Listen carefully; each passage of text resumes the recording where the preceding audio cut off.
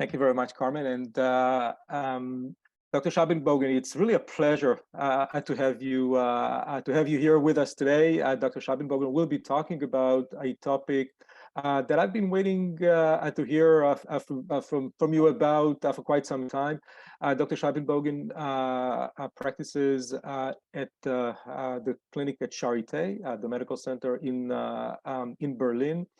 In Germany, and she is really a very, very important figure in the area of ME/CFS, has been for a long time, and continues to be a leader in the European network for ME/CFS, and now with the post-COVID network. Dr. Scheibenbogen has co-authored more than 200 peer-reviewed papers, most of them with a focus on ME/CFS, primarily T-cell immunology, but also cancer vaccines. So she's an expert in the immune system and how it pertains to ME/CFS. And now this will be really a privilege to learn from you, Dr. Scheibenbogen, about what you see in your emerging experience now with long COVID and ME/CFS.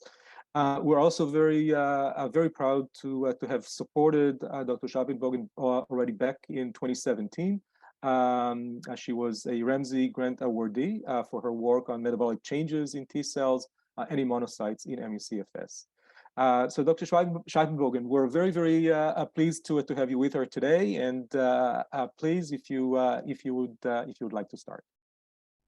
Yeah, thanks a lot for these kind words, and it's a pleasure to be with you today and to talk to you. It's actually already evening in Germany, therefore I'm sitting in the dark and the light is somehow blurring, but as I'm going to share my presentation with you, I hope this will not disturb too much. So I'm going to talk about ME/CFS triggered by COVID. And actually, I'm going to talk about 30 minutes, and then we have another 30 minutes. I'm looking forward to answer your question. My background is that I'm in charge of an outpatient clinic for immunodeficiency, and that's the place where we also have founded our fatigue center, which is a collaboration with several physicians and researchers on taking care of patients with ME/CFS, but also we have a clinic for patients with fatigue following cancer or multiple sclerosis. And now I'm working closely with the neurologists because I think they are a very good partner in taking care for patients with ME/CFS. So I'm going to talk about the post-COVID syndrome, and specifically ME/CFS, which is a part of this spectrum of various syndromes and diseases we know now. Then I'm going to talk about mechanism and the therapies which are based on these mechanisms. So that's something you're probably all aware of, that a subset of patients has lingering symptoms which can persist for 2.5 years. That's how long we have been following these patients so far.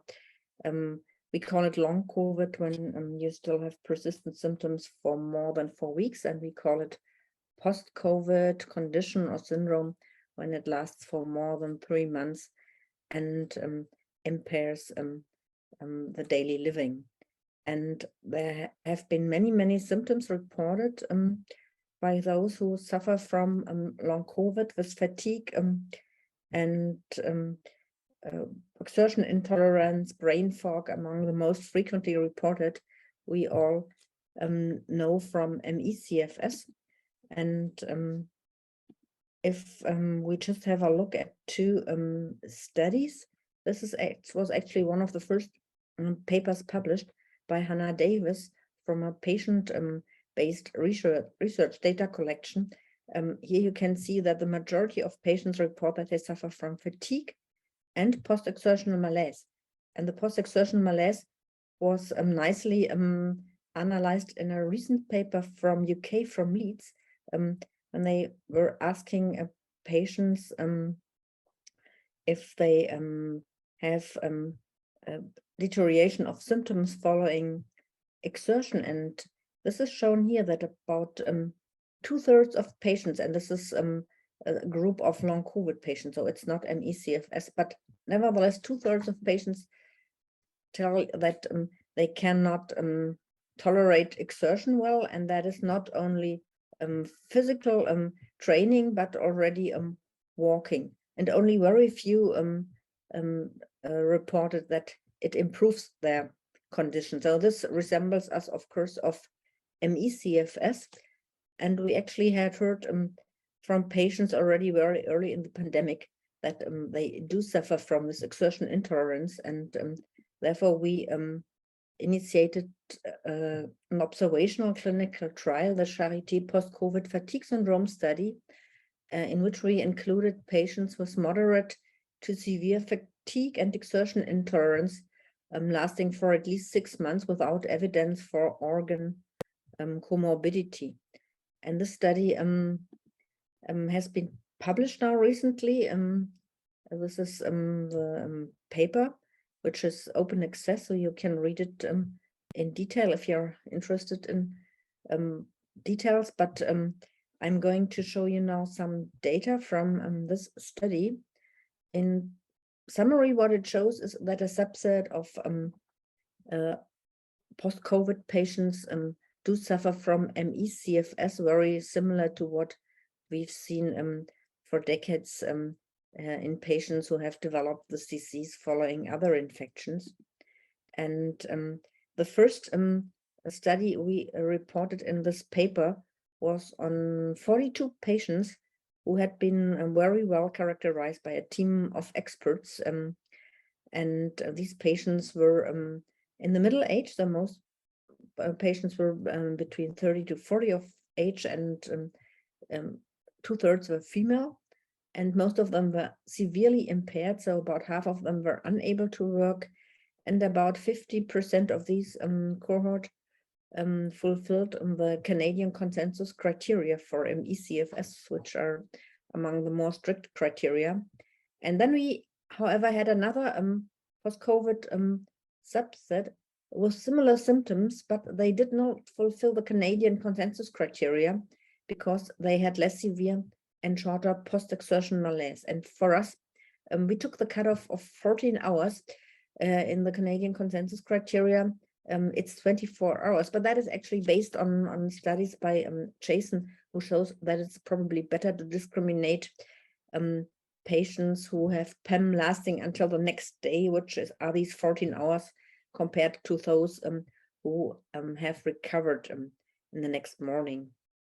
And this is a summary of many symptoms these patients suffer from. Though they had not only fatigue and exertion intolerance, the majority also had cognitive impairment, had stress intolerance, headache, joint pain, and many other symptoms we have known very well from ME/CFS.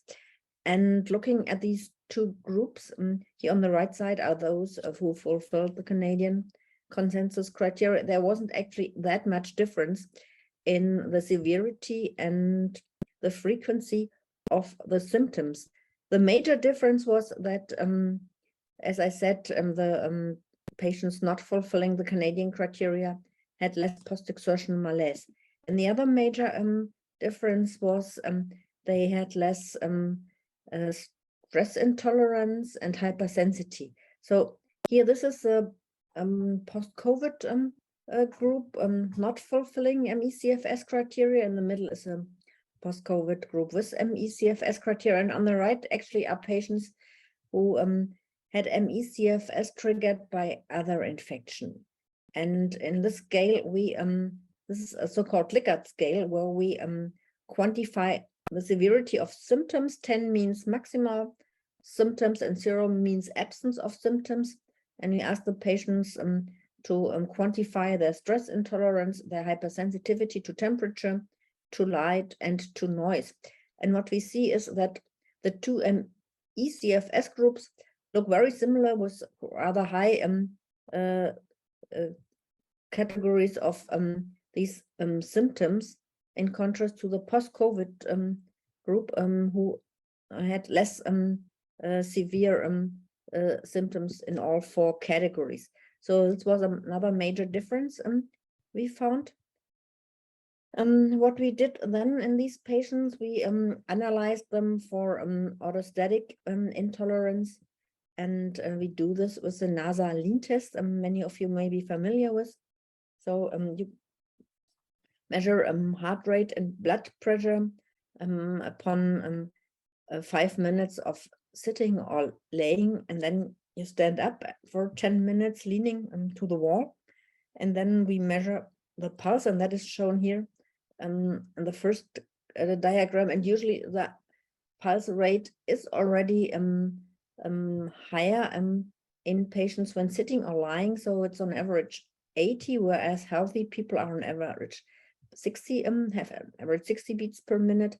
And then when getting up, that is actually a normal reaction, that the heart rate is increasing a bit, but a subset of ME/CFS patients have an increase of the pulse rate of more than 30 per minute, or in total have a rise to more than 120 per minute. And this is per definition POTS when it's accompanied by symptoms of dizziness or fainting when you stand for this time. So and these patients where you have these striped lines, they fulfill the criteria for POTS. And then we have another group of patients who have orthostatic hypotension. The clinical symptoms are very similar, but in these patients, we have actually a drop of the blood pressure. And this is per definition either less than more than 20 millimeter for the systolic, or more than 10 millimeter for the diastolic blood pressure. And again, you see that here are several patients who do fulfill the criteria. So in total, we see that up to 50% of patients with ME/CFS triggered by COVID do have evidence for orthostatic intolerance. So that is actually quite frequent and very similar to what we see in the ME/CFS patients following other infections. And the fatigue in ME/CFS is not only a mental fatigue, but it's also in most patients a muscle fatigue. And the best way to measure this is by hand grip strength. We have such a device, and we ask our patients to pull as fast, as strong as they can for 3 seconds, and then they have a 5-second rest, and then we repeat it several times. And I show you here only the F max. That means the strongest pull you can make. And what we have here is this these lines again indicate what we would expect in healthy female. And as you see that the ME/CFS patients, the majority of them do have a diminished hand grip strength. And that is not related to deconditioning, because even if you are quite sick, you still use your hands. You need them for eating, for all the things you do during the day, for using your mobile and so on. So this reflects that there's something really disturbed in your muscles. We also did biopsies in these patients, and the only thing we found was evidence that the vessels were somehow different, but we had no evidence for inflammation or degeneration of muscle cells explaining this this weakness of the muscles. And that in some patients it's quite strong, because if you can pull only 10 kilogram, that means that you are usually too weak to carry a bag or to do housework. And This is the group not fulfilling the ME/CFS criteria, and it looks as if these patients are not that much impaired in muscle fatigue. So what we did next is we analyzed a lot of laboratory values in these patients, and the majority of these values were not that much different to what we would expect. But when correlating the lab values with the hand grip strengths, we found several interesting correlations, and to put the results together, it looks that these ME/CFS patients of the post-COVID group, that hypoperfusion is probably the most likely explanation for the muscle fatigue, which would fit well to what we found in the muscle biopsy histology.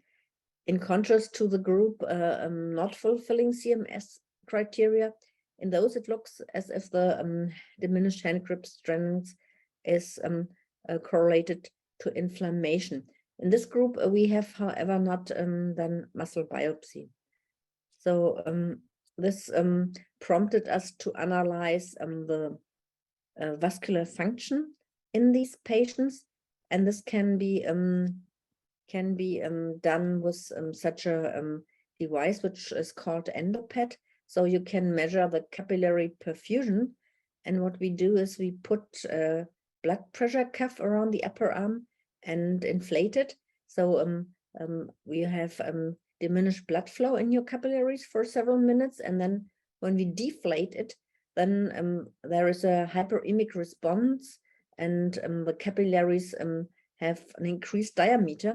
And per definition, if this is less than 1.67, then the vessel function is impaired, and we talk about endothelial dysfunction. And that was obvious in already about 1/3 of the patients at month 6 following COVID infection. And this is also associated with markers which indicate that the vessels are hypoperfused. And one of the most prominent markers is endothelin 1. And here you see that in both patient groups, this endothelin 1 level is higher than in healthy control groups, again indicating that hypoperfusion is a relevant pathomechanism in post-COVID patients and in ME/CFS patients. And this is now a study which is quite complicated. I don't want to go into details. That was just published by colleagues analyzing the patients from our study. But what it told us is that the sera from this patients induced the release of several molecules involved in inhibition of nitric oxide mediated endothelial relaxation. So that is probably one of the reasons why the vessel function and the perfusion is impaired, and that is something we have known already from ME/CFS. So Franco Westermeier, for example, recently published a paper showing that nitric oxide release is impaired, and that is actually the main mediator of vessel dilation. And that is also quite important finding, because it has therapeutic implications. I'm coming to you later on. And this refers to another study we published already 2 years ago, and that is in ME/CFS patients following other infectious trigger. And here is again the EndoPAD technique used, and just looking on these diagrams, what they show us is that the more impaired the function of the vessels is, the higher is the disease severity, and also the higher is the immune score, telling us that the impaired vessel perfusion is probably an important reason why patients have symptoms.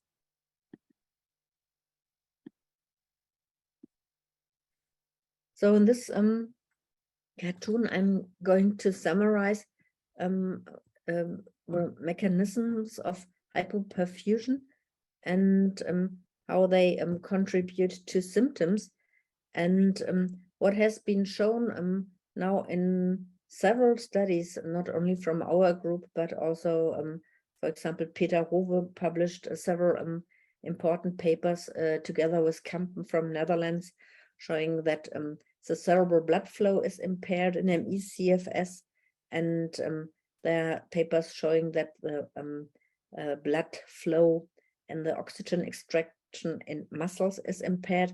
And this finding may actually well explain all symptoms of ME/CFS, which are listed here. So fatigue, cognitive impairment, sleep disturbance, pain, muscle fatigue, and even post-exertional malaise can be well explained by the hypoperfusion upon exertion. And the main question is, why is this? So why do patients with ME/CFS have this problem to perfuse muscle and brain, especially upon exertion? And we know well that the perfusion of vessels is strictly controlled by various mediators, and among the most important are adrenergic receptors and acetylcholine receptors. And actually epinephrine has several different receptors and can, by binding to alpha adrenergic receptors, induce vasoconstriction, so the vessels are narrower, and by binding to beta 2 adrenergic receptors, cause vasodilation, the vessels enlarge. And what we've known for quite a while is that this balance is disturbed, and that patients have more vasoconstriction and have upregulated alpha adrenergic receptors and downregulated beta 2 adrenergic receptors. And one of our hypotheses we have been working on for several years is that autoantibodies against these receptors play an important role in this, and that their function is altered in ME/CFS. And these are actually interesting, but also quite complicated antibodies, because these are natural antibodies. That means we all have them. So we do not only have antibodies against infections, we do actually have also antibodies which help us to govern important functions in the bodies. And these so-called G protein-coupled receptor antibodies, most of them are agonistic. That means they do stimulate the receptor and they work together with epinephrine. And what we've learned during the last years is that this network of these receptors is dysregulated in many diseases, and that autoantibodies against these receptors are often dysfunctional. And in ME/CFS, we have been studying the beta 2 receptor antibodies in several studies so far, and we have seen that they are elevated in a subgroup of patients, but their function is impaired.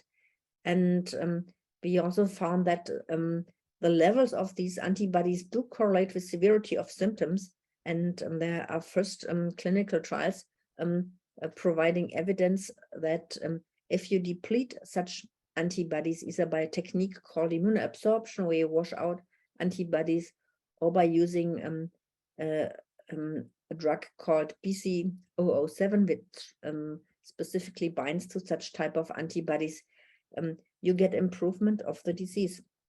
And this is now another study we did in these patients with post-COVID syndrome. And what it tells us, I'm not going into detail, but what it tells us is that very similar to what we saw in a previous study in patients with ME/CFS, not triggered by COVID, but by other infections, we again see a correlation of levels of these antibodies with symptom severity. Means the higher these antibodies are, the more fatigue you have, the more cognitive impairment, and here also the more the perfusion of the fingers is more impaired. And that is especially true for the beta 2 adrenergic receptor antibody that is depicted here in black. Several other antibodies we analyzed do also correlate with severity of fatigue. And interesting, these correlations we do only observe in the subgroup fulfilling the Canadian criteria, but not in the other group. So from this study, I think we learned that this distinction based on the duration and severity of PEM is quite important for classifying post-COVID patients. And also if you study biomarkers, if you would have put all these patients into one group, we wouldn't have found any correlation. So to sum up the finding, a subset of post-COVID patients has ME/CFS, very similar to what we've seen for more than a decade in our other patients. We found that potential pathomechanisms are the dysfunction of the vessels of the endothelium and dysregulation of these G protein-coupled receptor antibodies. And again, this is very similar to what we've known already before in ME/CFS. We got funding now in Germany called IMME, Immune Mechanism of ME/CFS. So there are 5 groups now who work together to elucidate the role of these antibodies in ME/CFS, really to see what they do, how they trigger signaling and how they influence the immune system, and also the metabolics. Actually, Bupesh Prusti, some of you may know, is a member of our team. And then very recently, we got also funding for a national clinical trial and biomarker platform in ME/CFS and post-COVID to develop therapies, focusing on drugs targeting autoantibodies, inflammation, and endothelial dysfunction. And if I have 5 more minutes, yeah, I think I do have, I'm going to show you what drugs we want to develop on these platforms. So coming back to the mechanisms, I showed you that autoantibodies do play a role, and I showed you that hypoperfusion and endothelial dysfunction does play a role in ME/CFS. We know that in post-COVID syndrome, we have in addition ongoing inflammation in a subgroup of the patients. So we find more inflammation that we actually have seen in our ME/CFS patients who have been sick for many years, but I think that is no surprise because we are much closer here to the triggering infection. And there are actually papers also showing that early in disease there is inflammation in ME/CFS, whereas if you look beyond 3 or 5 years of disease progression, inflammation usually is ceasing. And then in post-COVID, there's also some evidence that there are viral proteins persisting. In this platform, we are going to do a trial with immunoabsorption, and we would also like to do a trial with B-cell depletion, and then this BC007, which is a small molecule resembling DNA and able to inhibit such G protein-coupled receptor antibodies. That is actually a trial which is going to be performed by colleagues in Germany from Erlangen. For treating inflammation, we have a trial with corticosteroids. There is another trial from another group in Germany preparing a trial with statins. And we do already use statins as well in patients without clinical trial, because we have learned that they are helpful in some patients. Actually, there was already a paper by Patterson, who also did a trial with statins in combination with CCR5 inhibition, also showing efficacy. We use minocycline, which is an antibiotic, which has anti-inflammatory activity as well. And then aripiprazole is another interesting drug we plan to do a trial with, which also has anti-inflammatory, but also effects against autoantibodies. Then targeting the hypoperfusion, we have a trial initiated soon using vericiguat, which is a drug which actually has been licensed already for treating patients with cardiovascular disease and is very effective in increasing the perfusion of smaller vessels. Arginine is an interesting amino acid which has vessel dilating effect because it's a precursor of nitric oxide, and actually there was already one paper published in post-COVID showing the efficacy of arginine in combination with vitamin C. That's from an Italian group. And then we may also test antibodies against spike protein and antivirals in those in which we have evidence for viral protein persistence. And so that is our platform. We got the funding now. So we do have a large biomarker platform to analyze all these different biomarkers I showed you. We have a special diagnostic platform to do functional MRI and to analyze the vessel function. We need, of course, clinical trial organization, because it's nowadays a lot of bureaucracy to do clinical trials. So that is actually the part which takes most of our energy, and that's quite makes it so expensive as well. And that's probably the reason why it's nowadays so difficult and why it takes so long until clinical trials get started. These are the trials we got funding now, which will start soon. The first immunoabsorption trial has already studied, and for other trials, we are still trying to find financial support and partners. I have to say I'm quite frustrated about our discussions with pharmaceutical companies, because they have been very hesitating to do clinical trials with us in ME CFS for many years.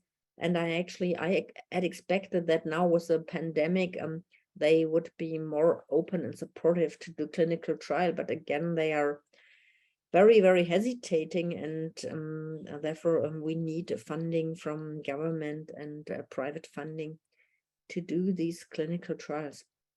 So just if you are interested in this technique of immunoabsorption, that's the technique with which we wash out all immunoglobulins, and there are already 2 small studies we performed in the past, and the papers are already published showing that this immunoabsorption, which we repeated for 5 days, led to rapid symptom improvement in 7 of 10 patients, and interestingly also in sustained improvement in several patients. And the final slide is to acknowledge my great team and all the co-workers and the funding we got, the funding from Solve ME, of course. Actually, we got already 2 fundings. There was one in 2016 on autoimmune-related genetic variants too. Okay, and now I'm happy to take questions and answer questions. Dr. Scheibenbogen, this was wonderful. Thank you so much for a very, very clear presentation. I think you highlighted a lot of very, very interesting findings, and I think answered some of the questions that some of our listeners and I had before the presentation. But I'm sure that there are many more questions. Maybe I will start with a few questions, and then we'll take more questions from the audience. I guess the first question, you've talked about the fact that you now have you are able to follow people at the early stages shortly after the infection, and I was wondering if you at the early stages of the onset, the first 3 months, 6 months, do you observe any differences or any similarities from your previous experience with people who had ME CFS as a result of a different infection? Actually, in the past, we never seen patients so early in the disease course. Usually they were admitted to us and have been sick already for years. So we do not have that much experience. That is probably related to the fact that we are a so-called tertiary center. So patients are seen first by their practitioners, and then they go to specialists, and then in the end they come to us. And but what we've learned is that in these patients early in disease, we see a lot of inflammation ongoing, which is very similar in both patients group. So I think what we learn here is how ME/CFS develops, that in the beginning it looks that inflammation is playing a much more role than later on in the disease. And when you look for data from other groups who have analyzed patients who develop ME/CFS following EBV already very early in the disease course, so that is very similar, that they also see a lot of inflammation ongoing in the beginning of the disease. And what we know now from COVID is that this inflammation may be probably a driver of autoimmunity, and that in a subgroup of patients we see both inflammation and autoantibodies. And what we've learned over these 2 years now is that inflammation is somehow calming down, at least in a subset of patients, and probably that is the development from inflammation to autoimmunity, and that the autoimmunity then probably persists. So that is our current working hypothesis. That's very interesting. And what do you? One of the questions in the chat was, what do you use as biomarkers of inflammation? So what in your clinical practice, what do you find useful to follow the inflammation and this course of progression that you just described? Yeah, actually, the typical biomarker in clinical diagnostic is C-related protein, which is not that helpful because it's normal in most patients with ME/CFS and also in most patients with post-COVID syndrome. If you analyze cytokines in plasma or serum, then that's the problem, that they are quite unstable. So we really have to be very fast in drawing blood and analyzing it in the lab. And often you cannot find cytokines, although they are there. So if you do research, you prefer to analyze the RNA, that means the genetic signature for the cytokines. And you analyze it within the cell, so that is more stable. And then you find much more cytokines than if you look into plasma or serum, where it's rapidly degraded. So, but we have an interesting way of analyzing cytokines, and that is in erythrocytes, because erythrocytes do have a receptor for interleukin-8. Interleukin-8 is one of the prototypic cytokines we find in COVID, which is produced in large amounts in endothelial cells from the vessels and also in monocytes. And well, we do not really know why erythrocytes collect this interleukin-8, but we think it has a function for these erythrocytes because they cannot produce, erythrocytes are red blood cells, so they cannot produce cytokines by themselves because they have no nucleus. But if you have a wound, if you have bleeding, then you have bruising in the tissue, then you have a lot of erythrocytes which get destroyed, and then they can release this interleukin-8 they have collected. And this interleukin-8 is an attractor for especially neutrophils, which are important then in defense against bacteria. Though probably that is the reason why they keep on collecting all the interleukin-8 they find while they are circling through the body.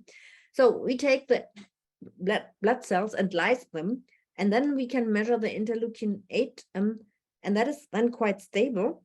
Doing this, we find that many patients with post-COVID and also with ME/CFS do have elevated levels. So that is for us the best marker of inflammation, and it actually it's not only a momentary analysis, but it tells us the inflammatory history during the last month.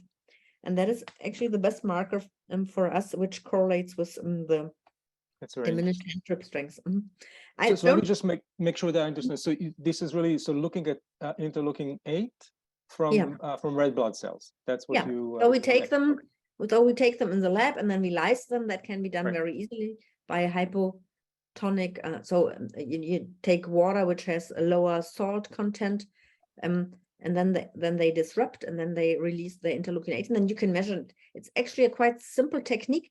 I don't think that many labs do offer it. We have used it for a long time in Charité, but that is a technique which can easily be adapted in every diagnostic lab, and it's actually described in our paper. So probably that is an idea to implement it in diagnosis. Yeah, that's right. So that is linked to another question that one of our listeners was asking, and this is there's been a lot of discussion recently, mostly in the long COVID community, about microclots and their involvement in disease pathology. What are your thoughts, and maybe is that related to the endothelial dysfunction that you see, or do you see them as separate mechanisms? And is it also related to the subgroup of people with ME/CFS that was triggered with COVID-19? So what we know well is that acute COVID is inducing inflammation of vessels, and part of this inflammation is microclots binding to this inflamed vessels. What we don't know well so far is for how long this lasts. So when we analyze our patients from month 6 on, we do have very little evidence of microclotting by analyzing various parameters of coagulation. For example, D-dimers are usually not elevated. In some patients, we see a slight elevation of factor VIII, little bit elevation of D-dimers, but nothing which really indicates ongoing clotting. So I think it's probably something very early on in the disease, but no longer relevant in the patients from month 6 on, we see. Interesting. That's a great observation. You've also talked quite a bit about the importance of autoimmunity and the specific autoantibodies. There was some papers that described a large number of autoantibodies that are triggered as a result of COVID-19 infection with newer techniques. So do you think that it's the large number of autoantibodies that are being formed, or is it more the specific antibodies that you mentioned?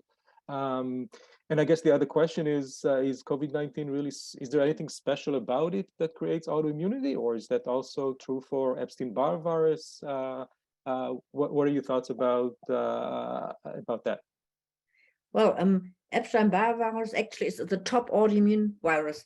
I would rank Epstein-Barr virus even beyond COVID. The special thing about Epstein-Barr virus is that's a very large virus, so it has a lot of protein, and it has been living with us for millions of years. And so there's always some change in your proteins. And so Epstein-Barr virus has a survival advantage. Several of the proteins are very similar to our own proteins because that protects this virus from attacks from the immune system. And nowadays we know that there's hardly any autoimmune disease in which we can't find some molecular mimicry with EBV protein. So what is molecular mimicry? It means that we have sequences in the protein which look very similar to sequences we find in our body proteins. And if you have an antibody which responds to EBV, then there may be a cross-reactivity of this antibody with our own proteins, which, for example, in multiple sclerosis is a myelin protein, and so on.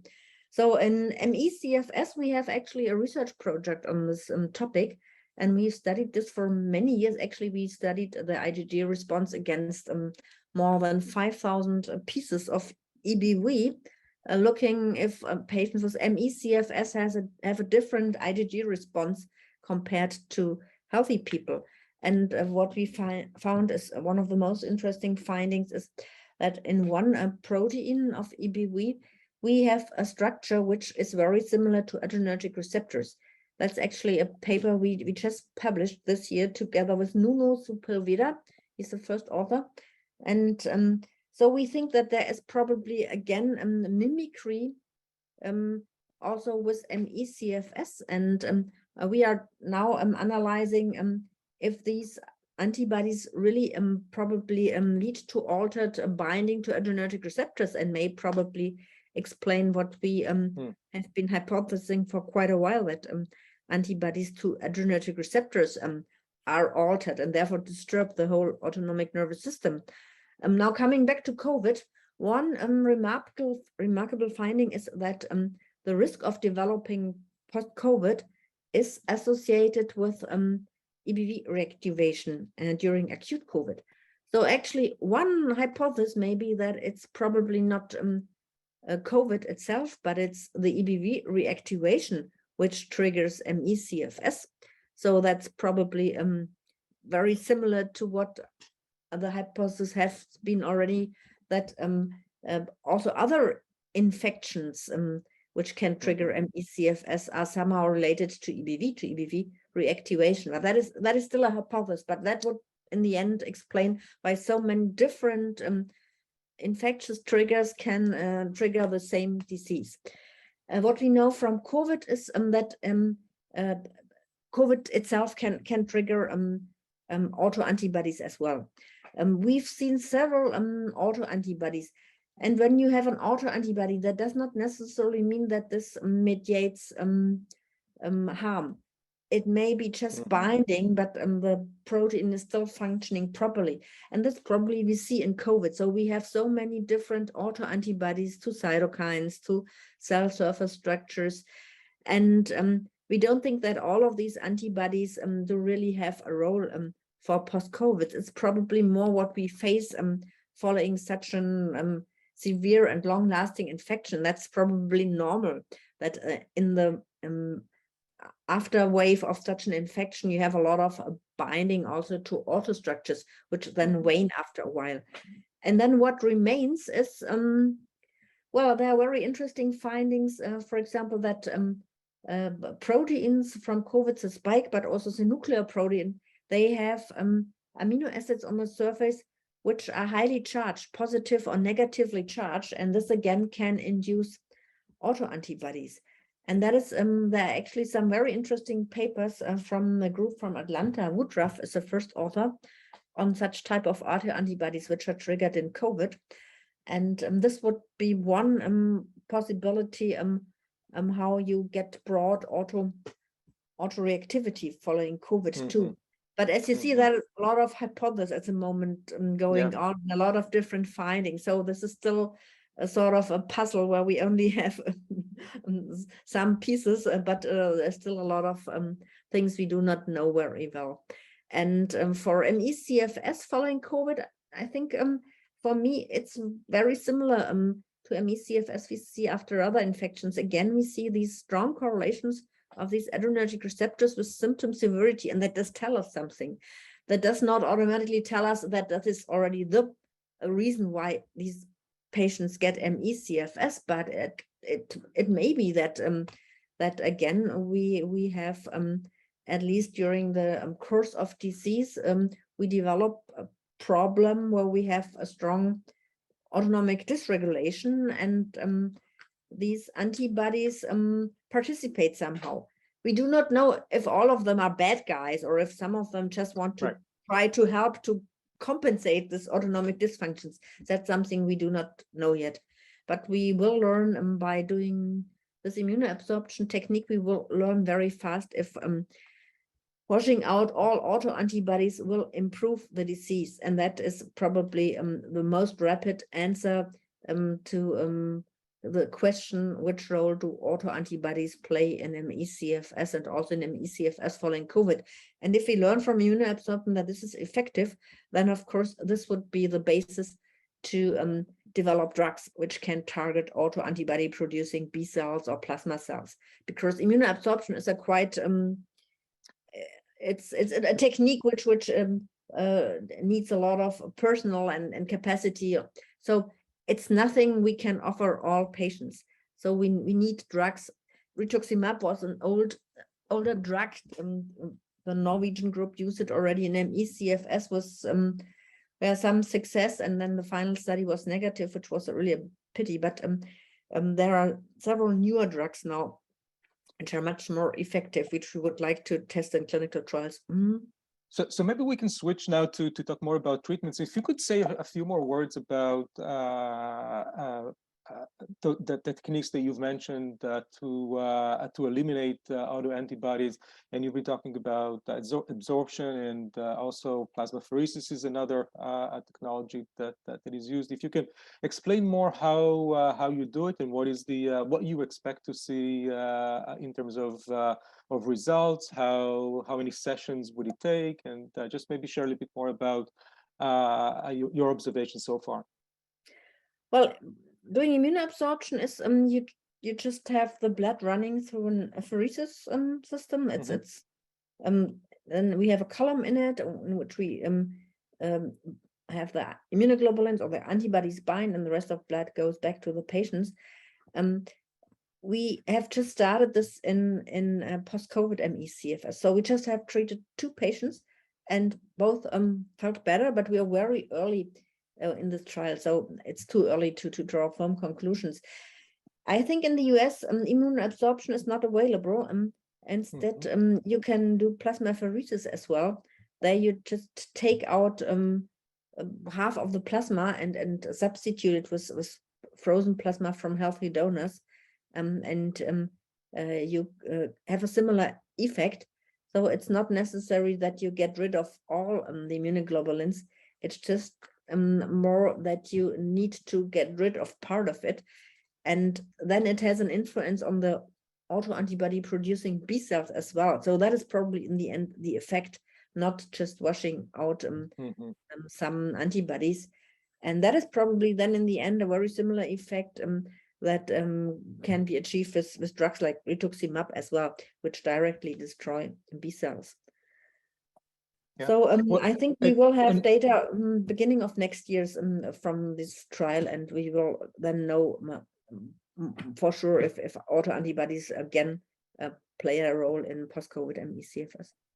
All right, well, we'll definitely be looking forward to hearing your results. So maybe a few more thoughts about other drug treatments. I know that there was a lot of interest in another therapy that was initially developed in Germany. That's the B3007. I think now it's called by a different name. But any other drugs that you are more interested in exploring in this context of autoimmunity? Well, actually, BC007 is very early in clinical development. So this drug has never been tested in any other disease, or at least there is an ongoing trial in cardiac disease, but the results haven't published yet. So we do not know if it's effective in patients. All we know is that it's working in the lab culture. By principle, it's a very interesting approach because if you have a drug which is able to neutralize just these G protein coupled receptors, that would be a superior technique than destroying all antibody producing B cells. Yeah, but this is something which has to be studied in a clinical trial first of all, and because it's such a new drug and hasn't licensed yet, it's more difficult to get it into clinical trials. So so they have been trying to get this trial running, I think for 1.5 years now. At least in Europe, it's nowadays very bureaucratic to do clinical trials. They want to have all these documents, and they want to have in detail all information about the drug. I think it's probably very similar in the US now. So hopefully we will see this trial starting beginning of next year, and then we will learn if this is effective or not. If it's effective, that would be great. Yeah. All right. Well, we'll definitely talk more about those, I'm sure, in the coming months. Maybe one more quick question coming from the audience. There are a lot of interesting questions. I'm not going to be able to bring up all of them, but I think we've addressed most of them. One more question. There has been, obviously, in the past in ME/CFS and also more recently in long COVID, some evidence of hypothalamic pituitary involvement and this axis. And is there a role for antibodies in that? Have you seen that connection also in your course? Well, actually, there was a paper showing that in the very severe patients, there are some autoantibodies against hypothalamic structures, which also result in impaired production of a hormone called ACTH. and which induces cortisol. And in the very severe ME/CFS patients, you find in a subset then diminished cortisol level, which is probably which should be looked for in every severe patient. So you should look for cortisol, and if it's lower, then you can assess the ACTH. And if this axis is dysregulated, then you immediately have also the possibility to treat these patients because you can give cortisol. There was now a study from Iwasaki showing that in the post-COVID patients, she observed lower cortisol as well. Actually, we haven't seen cortisol below the normal level in our patients so far. So I don't know at the moment if this is clinically meaningful, because it may be just that in total you have somehow lower cortisol, but it's still within the normal range. It's quite difficult to compare cohorts, because you really need to draw blood from the very same time point, because you have a drop during the day of cortisol level. So there is no final answer to this yet. But what is important, I think, in those who are severely or very severely impaired by ME/CFS, you should always check for cortisol levels, and if this is diminished, analyze this hormone axis, and then of course you can treat these patients by substituting hydrocortisone. Right. Wonderful. Well, Dr. Scheibenbogen, you've been so generous with your time, but I know it's late in the evening in Germany, so we're now approaching the end of our time, and I'm so grateful for all of your work, your research, and of course you're caring for people with ME/CFS, and now with post-COVID and ME/CFS. So thank you very much for spending your evening with us. And we'd love to have you again next year. It sounds like this is an exciting time from a research perspective, and maybe we're coming closer to answer some of the questions that we've been waiting to answer for so many years. So thank you again for joining us. And Carmen, I will ask you to help us close the webinar today. Yeah, thank you for attending. You'll find this webinar available on our Solve ME YouTube channel shortly, and tune in to our events page on our website for more information on upcoming events. Thanks so much, everyone. Have a great day. Thank you. Thank you, and bye.